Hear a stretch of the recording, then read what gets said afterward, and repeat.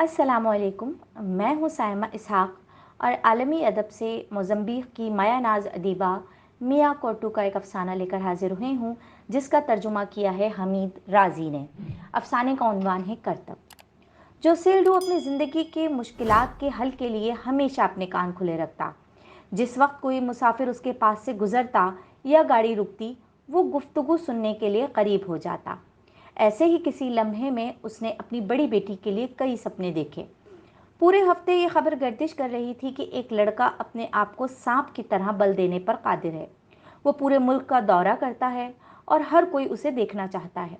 उस लड़के ने बहुत दौलत कमाई है और पैसों से संदूक भर लिए हैं। ये सारा कुछ उसके करतबों के तुफैल है। करतब दिखाने वाले का हर जगह जिक्र होता और गाड़ी ड्राइवर इसको मिर्च मसाला लगाकर लोगों को सुनाते। उन्होंने ये भी बताया कि एक दफ़ा उसने किस तरह अपने जिस्म को अपने आप से बांध लिया। अगर उसे खोला ना जाता तो वो अब भी इसी हालत में होता। जो सील्डू ने अपनी हयाती और 12 बच्चों के बारे में सोचा। इन बच्चों का मुस्तकबिल क्या है? पूरे 12 बच्चे। उसने फैसला कर लिया, फ्लोमी करतब दिखाएगी। सड़कों और रास्तों पर उसके इश्तहार लगे होंगे। उसने अपनी बेटी को हुक्म दिया, आज से तुम करतब दिखाने की मशक शुरू कर दो। सर को फर्श से लगाने की मशक। लड़की ने करतब दिखाने शुरू कर दिए, लेकिन उसकी रफ्तार बहुत सुस्त थी। जो सील्डू करतबों और मशकों के लिए वर्कशॉप से बड़े बड़े ड्रम ले आया। रात को उसकी कमर को ड्रम से बांध दिया जाता और सुबह को उस पर गर्म पानी फेंका जाता। ये गर्म पानी इसलिए है कि तुम्हारी हड्डियां नर्म और लचकदार हो जाएं। जिस वक्त लड़की को खोला जाता, वो पीछे गिर जाती। उसकी खून की गर्दिश मामूल पर ना रहती और हड्डियां चटक जाती। उसने दर्द और नींद की शिकायत की। तुम कुर्बानी के बगैर कैसे अमीर हो सकती हो? उसके वालिद का जवाब होता।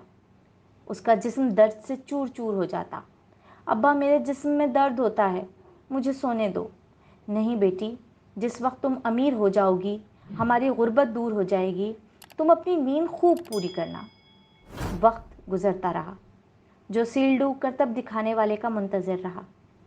वो अपने कान एंटीना की तरह खुले रखता और उसकी आंखें किसी खबर की खोज में रहती। करतब दिखाने वाला पता नहीं किस देश चला गया था। अब फलूमी की हालत बहुत गैर हो गई थी। वो चलने फिरने से माजूर हो गई और उसे उल्टियां लग गईं। लगता था उसका अंदर मुंह के रास्ते बाहर आ जाएगा, पर उसका बाप कहता, उन कमज़ोरियों की तरफ ध्यान न दो। करतब दिखाने वाले को तुम्हें इस हालत में नहीं देखना चाहिए। तुम्हें करतब दिखाने वाली नज़र आना चाहिए, उल्टियां करने वाली नहीं।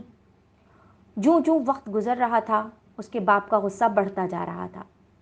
ये ऐसी जगह थी जहां खबरें बाहर से नहीं आती। दुनिया में कुछ जगह ऐसी होती हैं जहां वक्त थम जाता है। ये इलाका भी ऐसा ही था। अभी तक वक्त के हाथ खाली थे। एक शाम जोसिल्डो ने उस लकी स्टार की खबर सुनी, जो शहर में शो की तैयारी कर रहा था। वो दौड़ा दौड़ा घर आया और अपनी बीवी को कहने लगा, फ्लूमी को नए कपड़े पहनाओ। उसकी बीवी परेशान हो गई और फिर बोली, लड़की के पास तो नए कपड़े हैं ही नहीं। अपना स्कार्फ उतार दो, फनकार सर नहीं ढांपते। बीवी, उसके बाल भी दुरुस्त करो। मैं रेलगाड़ी का टिकट लेके आता। तुम्हारे पास पैसे कहाँ से आए? ये पूछना तुम्हारा काम नहीं औरत, मेरे सर पर सवार ना हुआ कर। कुछ देर बाद वो शहर रवाना हो गए। वो गाड़ी में सोच रहा था कि फल इतनी जल्दी नहीं पकते। गन्ने से चीनी बनने में कुछ वक्त लगता है। फिर वो गाड़ी में बेटी के बारे में सोचता रहा। उसने उसकी तरफ देखा, वो कांप रही थी। उसने उससे किस मसले के बारे में पूछा। उसने ठंड की शिकायत की। कौन सी ठंड? कैसी सर्दी?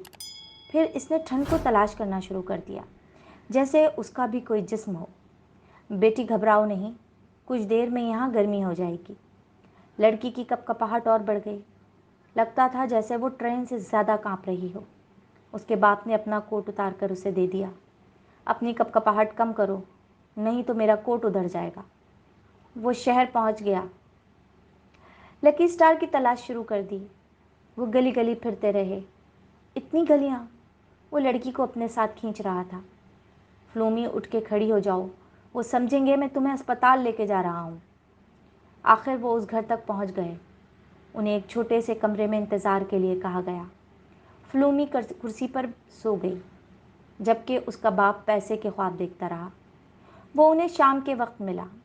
उसने सीधी बात की, मुझे इसकी ज़रूरत नहीं, पर जनाब मेरा वक्त ना ज़ाया करें, मुझे ये नहीं चाहिए। इस तरह के करतब का अब ज़माना नहीं रहा। पर मेरी मेरी बेटी को देखें देखें तो सही। वो अपने सर को, मैंने बताया है कि मुझे दिलचस्पी नहीं। लड़की बेचारी बीमार है। ये लड़की, ये मेरी रबड़ है। बस उसे सफ़र की थकान है। मुझे सिर्फ एक चीज़ में दिलचस्पी है। मुझे वो लड़के चाहिए जिनके लोहे के दांत हों, जो लकड़ी और कील खा सकें। जो सील्डू परेशान हो गया। मैं ये नहीं कर सकता। वो वहाँ से निकल आए, जबकि लकी स्टार कुर्सी पर बैठा रहा। उसके बाप का ध्यान लड़की की तरफ गया, जो हड्डियों का ढांचा लग रही थी। रास्ते में जो सील्डू अपनी किस्मत को बुरा भला कहता रहा। दांत, अब वो दांत मांगते हैं। फ्लोमी इसके साथ अपने आप को घसीट रही थी। वो गाड़ी में बैठ गए। उसका बाप अब बर्फ हो रहा था। उसने स्टेशन की तरफ देखना शुरू कर दिया, पर उसकी नज़र बहुत दूर तक नहीं गई। फिर उसका चेहरा चमक उठा। उसने बेटी को पकड़ा और देखे बगैर पूछा, ये बात ठीक है कि तुम्हारे दांत बहुत सख्त हैं? तुम्हारी माँ यही कहती है। उसने कोई जवाब ना दिया। उसने लड़की को हिलाया तो वो पूरी की पूरी उसके बाजुओं में आ गई।